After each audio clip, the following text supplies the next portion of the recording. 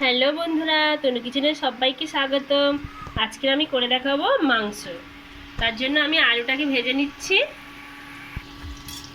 আলুগুলো ভাজা ভাজা হয়ে গেছে, আমি আলুগুলোকে তুলে নিচ্ছি। আলুগুলো তুলে নেওয়া হয়ে গেছে, আমি এই তেলটাই এই কড়ার মধ্যে দিয়ে দিচ্ছি।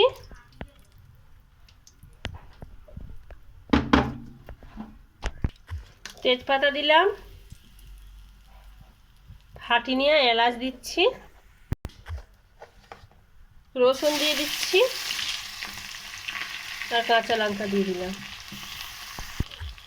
হালকা ভাজা ভাজা হয়ে গেলে রসুনগুলো আমি এখানে পেঁয়াজগুলো ঢেলে দেব। পেঁয়াজের উপরে সামান্য চিনি দেব, কালার ভালো হবে, আর লবণ দেব, দিয়ে পেঁয়াজটাকে হালকা করে ভেজে নেব। পেঁয়াজগুলো হালকা ভাজা ভাজা হয়ে আসলে টমেটো আর আদা কুচনোটা দিয়ে দেব। দিয়ে আমি এখানে হলুদ গুঁড়ো দিচ্ছি।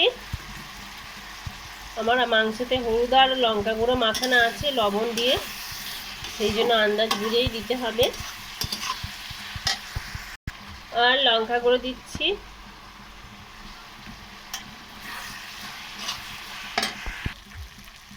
জিরে ধনে গোলমরিচের গুঁড়ো দিয়ে দিলাম।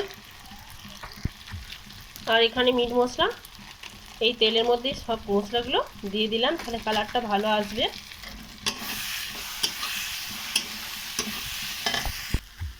এবার আমি মাংসটা দিয়ে দেব,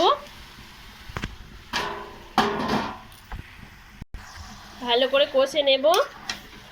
এটা দেশি মুরগির মাংস, সেই জন্য আজকে কুকারে করব।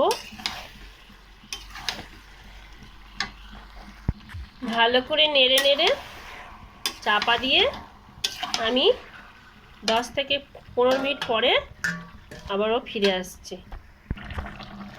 10 মিনিট পরে ফিরে এলাম।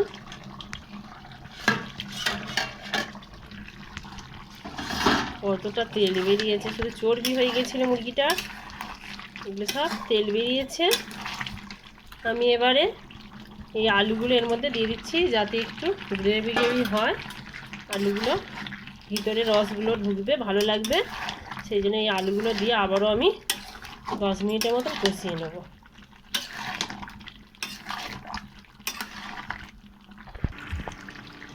দেখুন বন্ধুরা, মাংস একেবারে কষিয়ে নেওয়া হয়ে গেছে, খুব সুন্দর একটা কালার হয়ে চলে এসছে। এবার আমি এখানে গরম জল অ্যাড করব। এবার আমি এখানে একটু অল্প করে গরম জল দিয়ে দিলাম, দিয়ে আবারও 1 থেকে 2 মিনিটের মতো ফুটিয়ে নেব, নিয়ে আমি কুকারের মধ্যে দিয়ে দেব। এবার আমি ধনে পাতাগুলো দিয়ে দিচ্ছি।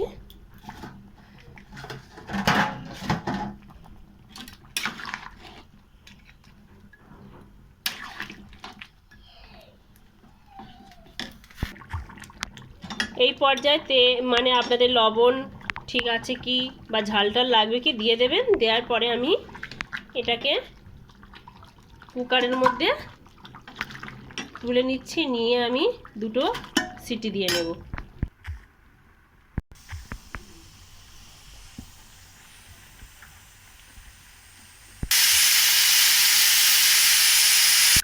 সিটি পড়ে গেছে, আমি 10 মিনিট রেস্টে দেব, তারপর আমি খুলে দেখাচ্ছি। আজ হয়ে গেছে এই পর্যন্ত, আবার দেখা হবে অন্য কোনো ভিডিওতে। টাটা।